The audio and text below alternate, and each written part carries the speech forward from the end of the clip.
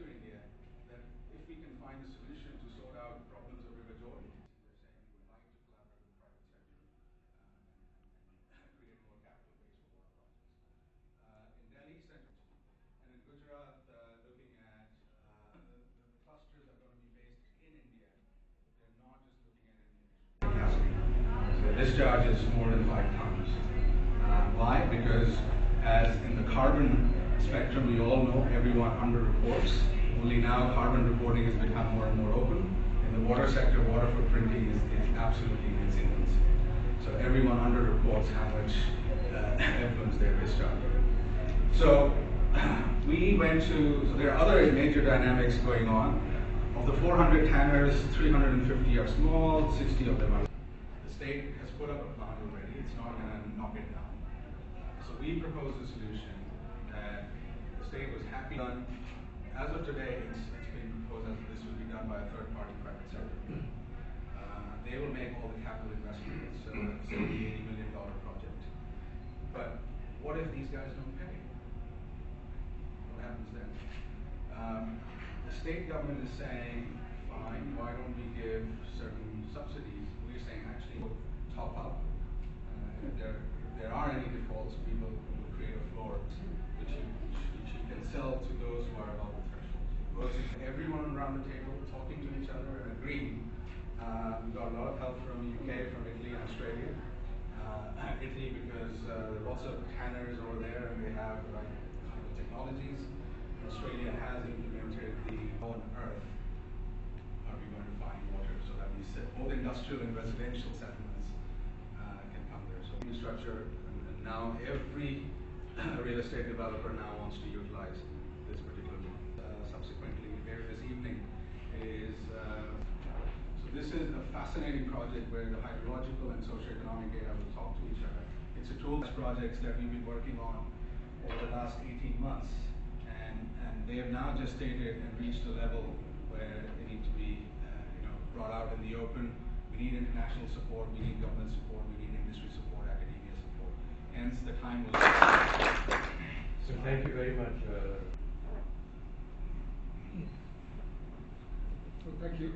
Firstly, I'd like to say that we, European Union, are very pleased, very enthusiastic about being part of this process, about cooperating with the India Water Innovation Cluster. Not directly, but through Paul Jensen over there. It's a European Business Technology Center, which is a 17 billion euro project of the European Union and which will be partnering. For us, this is very much a part of our, I was in another event yesterday, being recently quoted as saying, good economics can also be good politics. I understand that above all in the long term.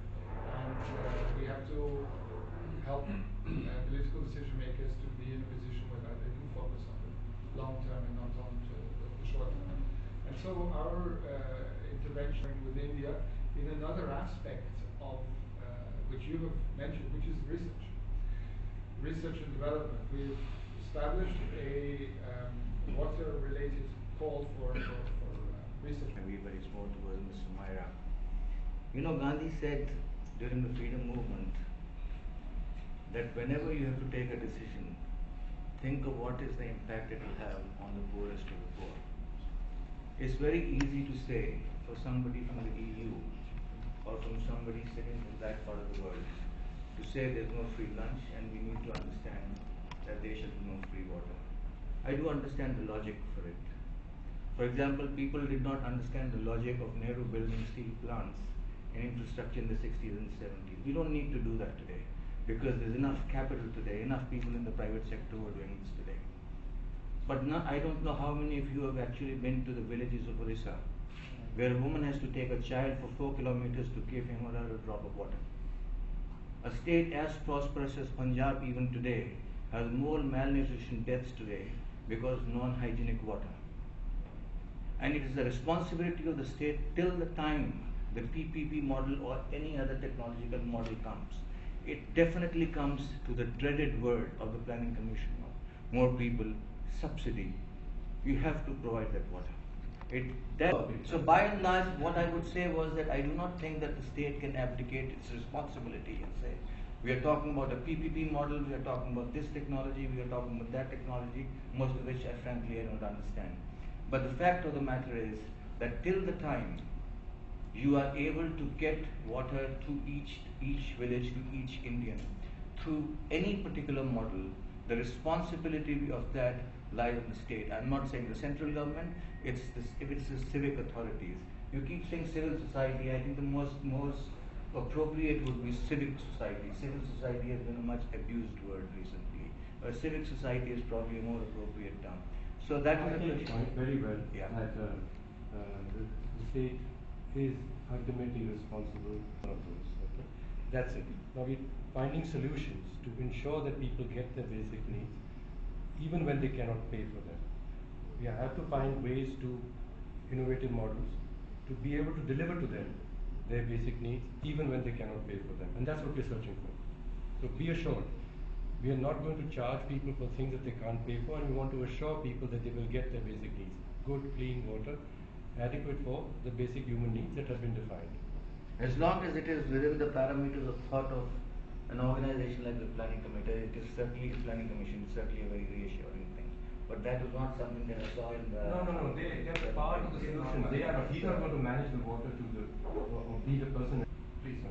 In the context of the observations made by the Excellency European Union, we can make good economics, good politics also, because of the very strategy of this. People, and that's 700 million of the farmers. That's not going to be a walk in the park. Secondly, as my friend from the EU said, water for us, but water for us is a core issue in bilateral relations between India and Israel. Because I think there is, on a different scale though, there is a similarity in the challenges that you deal with and in the challenges that we, and if indeed people, I have a feeling that my friend from the EU is not in any case, in any way, that those who are in need in India should be charged for the water. That's not only crazy, right? This goes way beyond this. And I can tell you that every Israeli water expert that comes to India is, let's put it this way, slightly surprised that water is a free commodity. But we, and I'm sure that our friends from the European Union, we are not here to preach you. It is your kind of thing to deal with.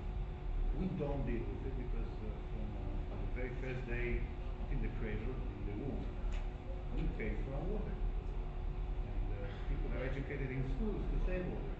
If someone keeps the tap running, he's getting scolded by his parents, teachers, whatever, friends. What we believe we can, 1.21 billion people and 8 million Israelis, there is a slight mismatch here. Nevertheless, what we try to do is bring technology in a couple of fields, focus on a couple of, and this is something that goes for applicable to every single thing that we do with India. We do not